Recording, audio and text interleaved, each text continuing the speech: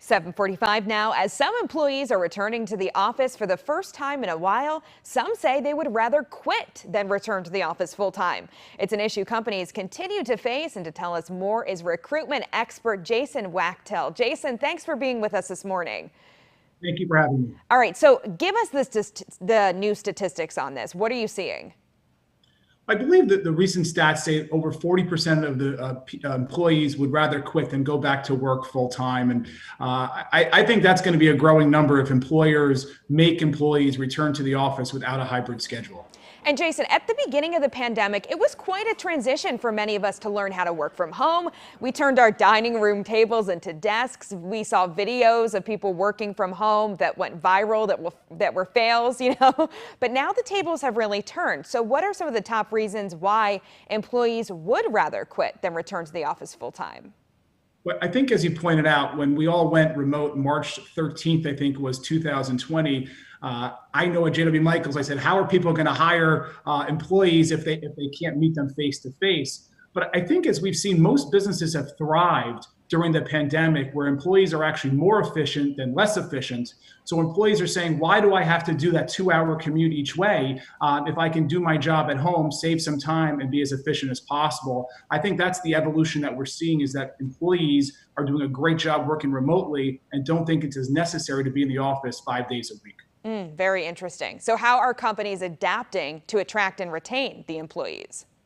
Well, it's funny, when this happened, when we went to work remote, everybody thought we would eventually go back to working full time.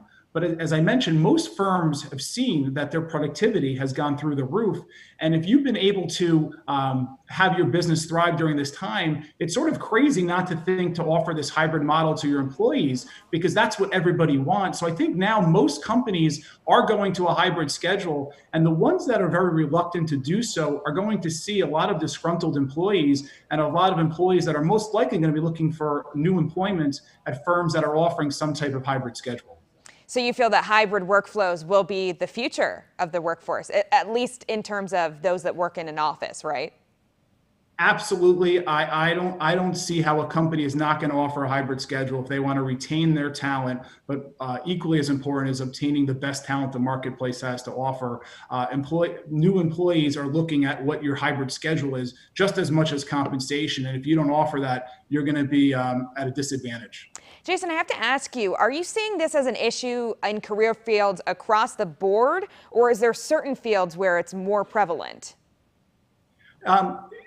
If you were a firm that operated well, where you didn't need to make your your employees come to work, for example, if you were an IT professional, accounting professional, or legal professional, Okay. and you were able to do your job very efficiently, I don't know one company where you're not able to do that job remote right now. Now, there's some jobs where you do have to be at work 5 days a week, and that might not change whether you're in finance, doctor, obviously, but a lot of professions, there's no reason why you can't work remotely. It's just sort of at the discretion of your employer.